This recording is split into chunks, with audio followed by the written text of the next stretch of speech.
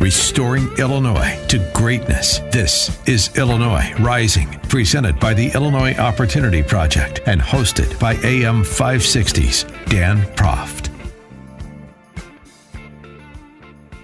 Dan back with Brian Tamponi at this edition of Rising, and Chicago's mayor's race this week. Big announcement. Chance the Rapper teased a pliable Chicago political press corps with a tweet about his intentions as it pertains to the mayor's race. Now, his father, who is an aide to Harold Washington, is a campaign co-chairman of Tony Preckwinkle's. But Chance isn't going the direction of dear old dad, announcing Tuesday that he's not running for mayor because he enjoys, I think, his career in entertainment, as he should, but instead endorsing a candidate most people have never heard of, a West Side activist named Amara Enya, who's director of the Austin Neighborhood Chamber of Commerce.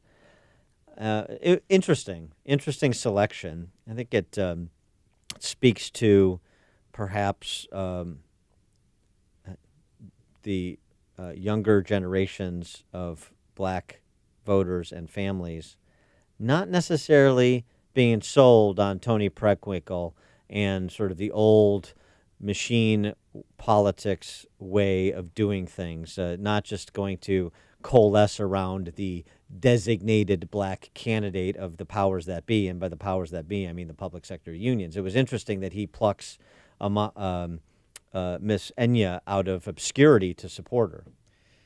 Yeah, I think if you look back at the kind of the history of black politics in Chicago, it starts with Congressman Dawson, and as we move up the chain, you end up with Eugene Sawyer and Harold Washington, and it's really built around, hey, how do I get my jobs like the Dailies? How do I get my jobs like the Chicago Machine?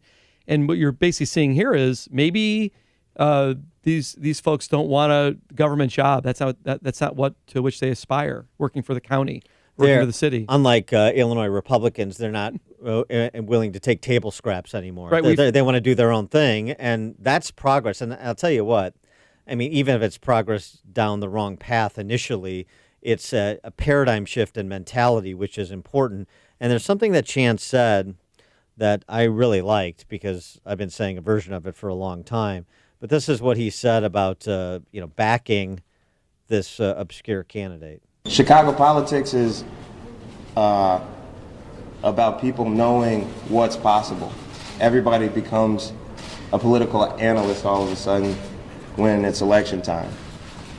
Nobody wants to vote for who should be mayor. Everybody wants to vote for who could be mayor. It's always about people's chances of becoming mayor rather than what they plan to change when they do become mayor. I think it's spot on. And the whole I'm going to be a political prognosticator rather than act in furtherance of what I want to see happen is a cop-out. And it's a cop-out across every demographic in the city and every demographic in the state. I'm just going to take what has been designated for me, and I'll just bandwagon where I'm supposed to be because they, whoever they are, told me I'm supposed to be there. And Chance is saying the hell with that.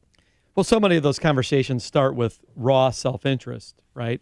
I mean, the people who have the money, who are maybe the opinion leaders, are the ones who get the contracts, the ones who get the prestige from controlling the employees, or who want to be an elected official. They want their person to win because they get the spoils. Right. And meanwhile, the rest of us are trying to hold the economy together by doing private sector things, and they get the spoils and you get the bills. But the thing is, the encouraging thing is Chance, who's not a dumb guy. I mean, he went to Jones Prep. It's a successful upper middle income family. I mean, he's got it sussed out exactly. He's saying I'm not playing that game. It would just be nice to see Amara Enya works for the Austin Chamber of Commerce, but I kind of browse through her tweets and I see a lot of almost like communistic suggestions. Right. It would be nice if some people on the left would acknowledge that we're all capitalists in our behavior, and that especially if you're, say, running a chamber of commerce. Right. It would be nice if some of the independence wasn't about, hey, let's push more big government. Let's require government to do more things for us, because look, Austin is a perfect example where she lives. Austin was destroyed by big government. I mean, literally destroyed, taken down to almost nothing from big government. And so the idea that more big government, better big government is going to solve it is, of course, ridiculous. So I'd be interested to see if she's open to those types of solutions. I'm afraid in Chicago it's going to be baby steps, painstaking all the way.